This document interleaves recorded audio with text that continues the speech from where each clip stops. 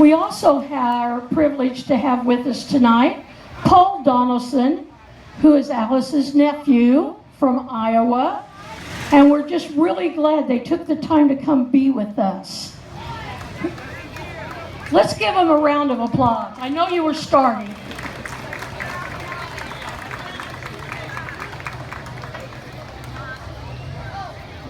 I want you to move. Okay.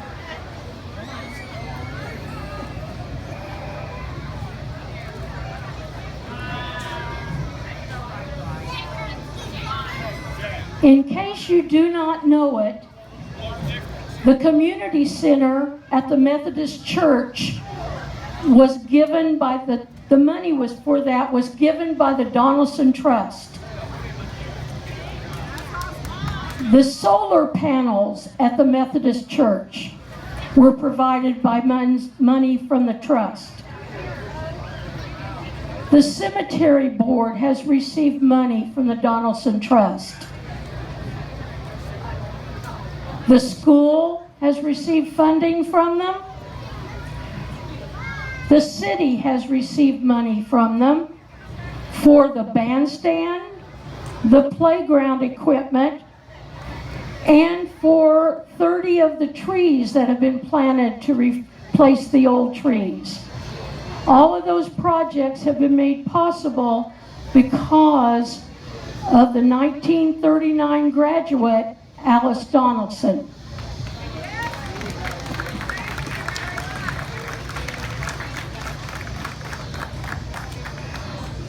The last gift I believe we received is money has come in from the Donaldson Trust to help refurbish the old high school, which is a dream of many people here in the community.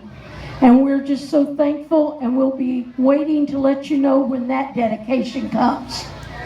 Okay, I think Judy's going to say a few words, but we're going to find out who wants to go first. Would you like to say something, John? I knew Alice for quite some time as I got to be our trustee, and there were only two things that really made her happy. One was ice cream, and the other was the prospect of coming to Sheldon.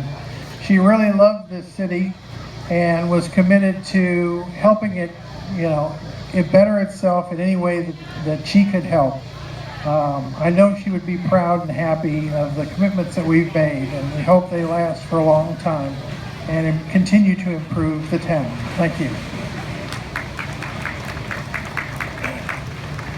It's an honor to be here at Sheldon tonight, and Sheldon was where my dad and his sister Alice grew up, and I'm just so thankful for two things that they received from this community.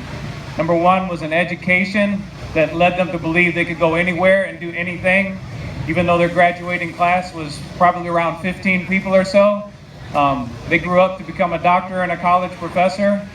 And the second thing that I'm so thankful for is that they lived in a community where there were churches, and even though their parents didn't know a lot about Jesus, they as kids could walk to the church, and there was a place where they could learn about Jesus and how Jesus can take life and make something of it. And they passed that on to me. And so if you see anything good coming out of our family, just know that it comes from knowing Jesus. And if you're not sure about who Jesus is, just a good friend of mine reminded me of a verse tonight. Jesus said, "Behold, I stand at the door and knock. And if any person opens that door, I'll come and eat with them, and they with me, no matter what you've done." So I just pray that would be the lingering legacy of this community. So thank you very much. Honored to be here.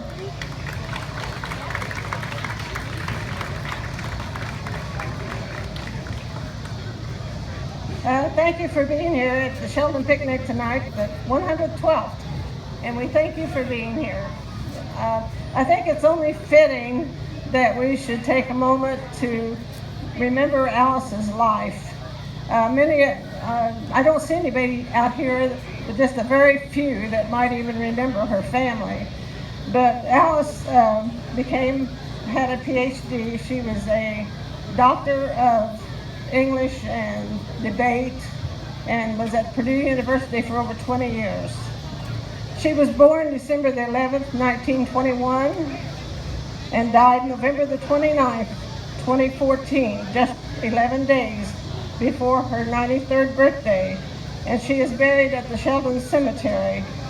Her grandparents were James and Catherine Alice Donaldson, and John S. Campbell and wife Eva. The Donaldsons and the Campbells were early pioneers and leaders of the Sheldon community in the 1880s. James and Catherine's son, Clinton J. Donaldson, became an officer at the Sheldon Farmers Bank at 101 North 2nd Street in Sheldon, and it's now a family residence.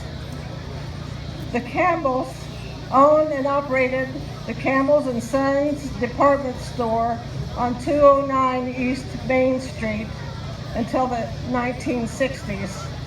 The Campbell House still stands at 301 West Commercial. Many of you know it as where David Level lives. That was the Campbell's residence. The Campbell's daughter, Beulah, and Clinton Donaldson were married in 1917. A son, Robert, was born December the 12th, 1919. That would be Paul's dad. Alice was born December the 11th, 1921. After graduation, Robert became a doctor and served in World War II as a surgeon and a physician. He spent the rest after the war. He spent his career with the Veterans Administration Hospital in St. Louis until his death in 1987. Unfortunately, the family home burned on the Saturday night of the Sheldon picnic in 2010. Many of you were here and remember it was right before the fireworks to be displayed, and the fire engines had to leave because that house was on fire. Alice and Robert were reared and educated in Sheldon. Alice attended the Methodist Church and sang in the church choir. She was valedictorian of her class in 1939. My teleprompter isn't too fancy. So Alice followed her brother to NU where he had graduated, and she taught, after graduating in 1943, she taught high schools in El Dorado Springs, Marshall, and Clayton, Missouri. But after that, she went on to earn her master's degree and her PhD from MU. Then after that, she spent 20 years at Purdue University, where she was full professor. And I've heard Georgia, John's wife, say that she was one of the first women to serve in that type of a capacity.